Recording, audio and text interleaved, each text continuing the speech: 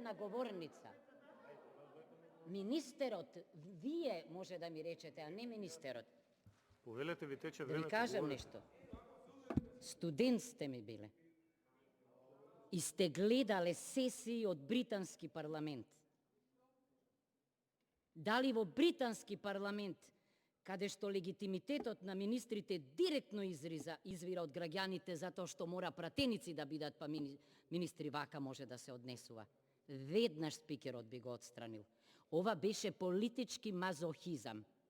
Запомнете, значи, ако со колешката Треневска напишавме Рената Десковска еден ваков труд, парламентот версус владата, Давид против Голијат. Ова беше пратеници мазохисти, влада садисти. Ова не смее да се случува овде. Значи, не се држевте до законот.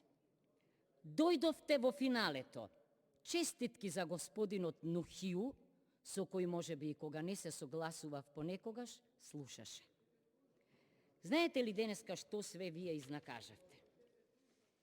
Прво, ни кажавте дека сте учествувале во преговорите за законот за попис. Во кое својство ве молам?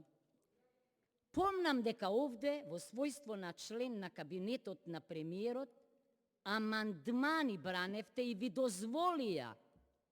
Не може некој кој е во кабинет не е избран и именуван овде да се појавува. Обвинувате дека пописната државна комисија била изум на ВМРО. Не, изум на СДСМ. И тогаш требаше да се решаваат и политички проблеми. Подсетувам, пописот и првиот и вториот. Значи, наместо вие да го браните законот, вие и судевте на опозицијата. Немате право да го правите тоа. Велите, не зборуваме за избори, бидејќи на избори гласаат државјани, туку зборуваме за попис. Не е точно. Не е точно. Покажете ми еден закон за попис, во кој што државјани се попишуваат без оглед на отсуството надвор. Вие прочитавме регулативата овде и вие преточивме во амандмани.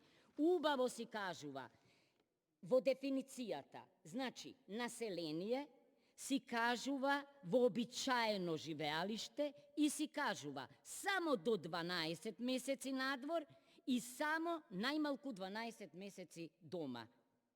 Каде тоа ние, каде попишуваат државјани? Никаде. Значи, нема да добиеме слика каква што ни треба, како што велите вие за економија, за социјала, за пензиско-инвалидско, туку за гласачи. Ве молам, бидејќи ги остававте другите. Молам? Прво, со вие да ми се обраќате. Многу пати овде слушам како ми се обраќаат со ти. Не се расправете со колегите, привршете Никогаш се мислата. ти не сум рекла. Привршете се мислата. Никогаш. Значи, што чувме овде? Прво, да бидам искрена, не ме интересира кој со кого преговарал. Меѓутоа, тоа е тој партитократски модел, ке се согласите, за кој вие сте критикувале. Значи, не може институциите да се испразнуваат и проблемите да се решаваат меѓу разноразни партиски групи.